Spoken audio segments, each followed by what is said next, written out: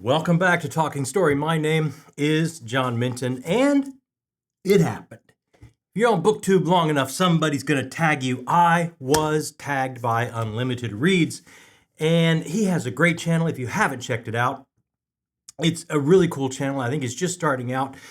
Check him out, like and subscribe for him. He doesn't say his name before his videos, so I'm not quite sure of his name, but what I can tell you is, I could listen to his accent all day.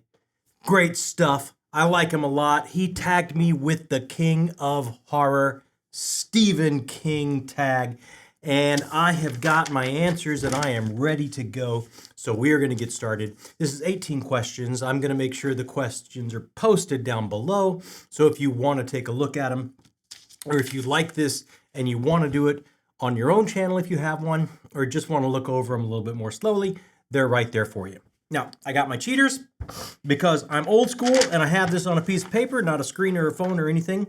So, number one, how did you get into reading Stephen King? I was pretty young. I'm going to say junior high. I think junior high, like 7th, 8th grade. And the one thing my mom would never tell me no to was if I wanted books. She would always buy me books. And I don't know if she knew what I was reading. I know the covers back in the day looked pretty lurid, pretty creepy. But she would take me, we lived in a small town in Texas. She would drive me 30, 40 minutes to the closest mall, take me into like the B. Dalton or the Walden Books. At that time, that's where we were going. And the covers just drew me in. I had no idea who Stephen King was. I think the first thing I picked up was probably like a Dead Zone Firestarter carry somewhere right in that area early on. And that was it for me. I was hooked from then on, and I had a full-on Stephen King library that I have lost chunks of as I moved from one location to another in your life, as you do. But that's kind of where it started for me. Number two, what was the first Stephen King book you read? I can't remember exactly, but I'm almost positive it was either Firestarter or Dead Zone. I think those were the covers that I remember.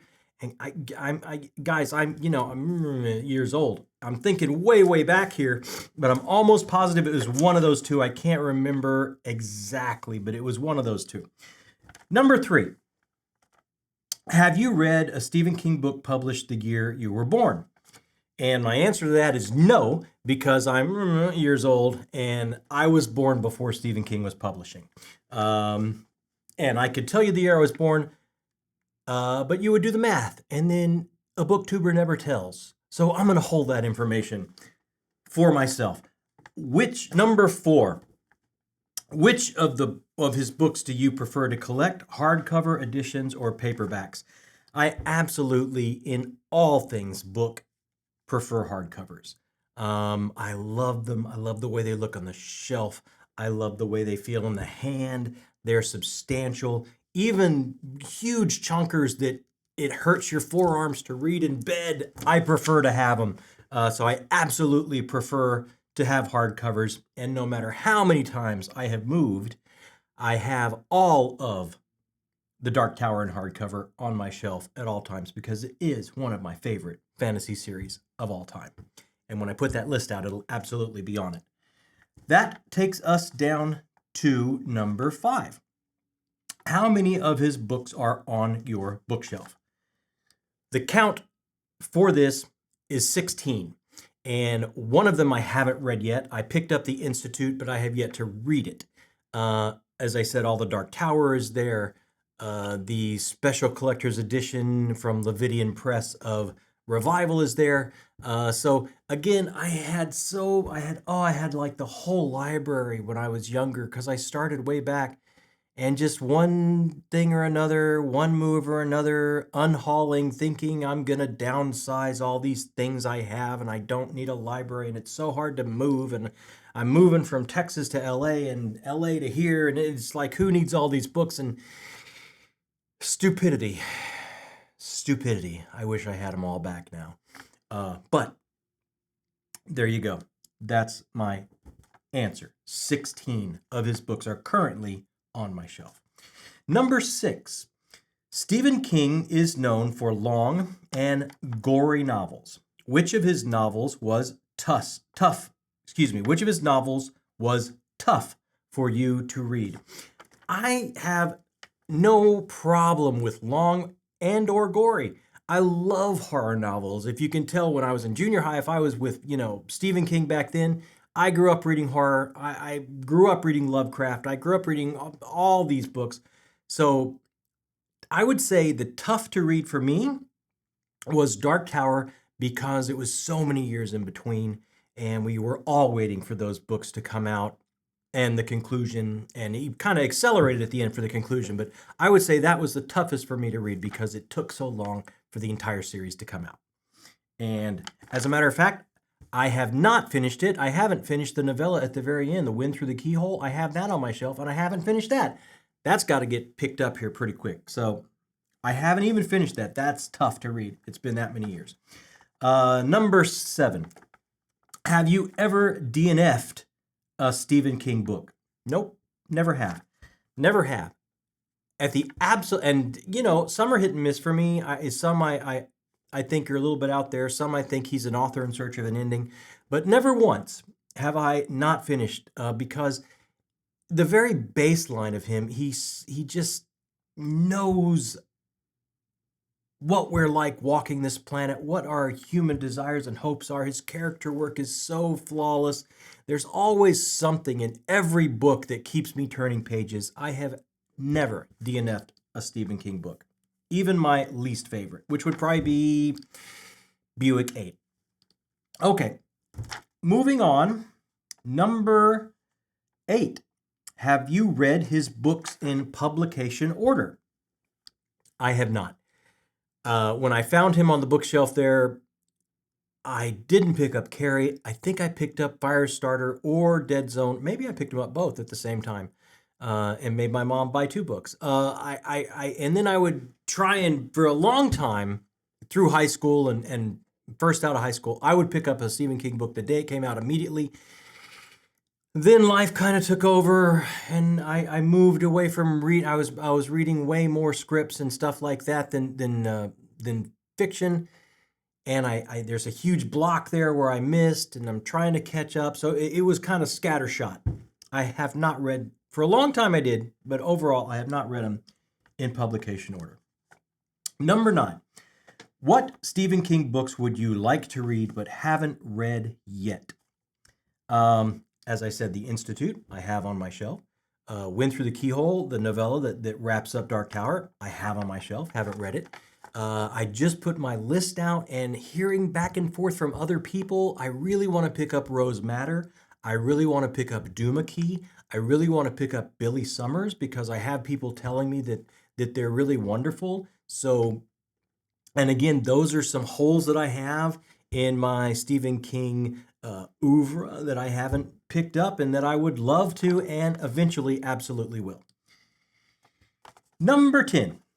What book he has written that other people liked but you didn't?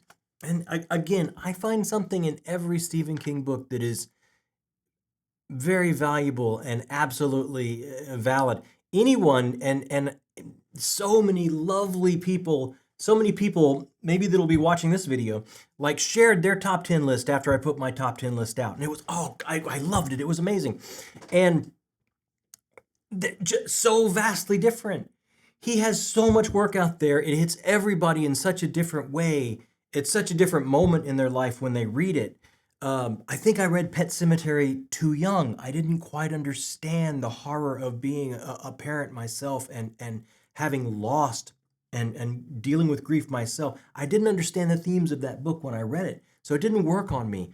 And not that I hated the book, but there's one that I didn't quite connect with because of when I read it that was on a lot of other people's lists. Christine was on a lot of other people's lists. I read it at a time in my life, just didn't connect with me. So I would say those two. I'm getting people's lists sent back to me that I noticed that I didn't connect with when I first read them. I bet on a reread, Pet Sematary would probably blow my hair back. So I think it's so dependent on when you read him and where you are in life. Number 11. Name a book of his that you think is underrated. And I'm going to say Revival, because I love cosmic horror, and it's a love letter to cosmic horror, and it's just the ending. He sticks it, I think. There's all the things you want in cosmic horror are there, along with Stephen King's character work that I think was phenomenal in that book. And I don't see that book on a lot of people's best list. And for me, it absolutely makes the list because I'm a sucker for cosmic horror. And that would be my pick for what I think is underrated. Number 12, creepy characters. Which Stephen King characters would you like to have dinner with? I gotta say Roland. I would love to sit around the campfire with Roland and his quartet and listen to stories of his first adventures, uh, like The Wizard and Glass, and just be a part of that quartet. And he's such an iconic character. That would absolutely be, for me, who I would like to have dinner with. Number 13. Has Stephen King inspired you to start reading and writing? Again, Stephen King, I found fantasy as a young, very, very young reader with C.S. Lewis and Tolkien and T.H. White. I would say Stephen King absolutely was my gateway into horror, and it was after that that I found Lovecraft and wanted to go back and kind of find out, where this genre originated, what happened. I went back to Poe and Lovecraft and um, uh, James with Turn of the Screw, and tried to move forward and then branch out from Stephen King to Ramsey Campbell and Robert McCammon and everyone else I could find on the shelves. So he was absolutely my gateway drug into horror. Absolutely. Writing, I had dreams when I was young that when I would be this age, I would have a cabin in the mountains and would just sit and write, and my thoughts and stories would unspool from my head. And then I grew up and realized how much hard work that is. So I've moved past that dream. Number 14. If you were able to meet Stephen King, what would you say?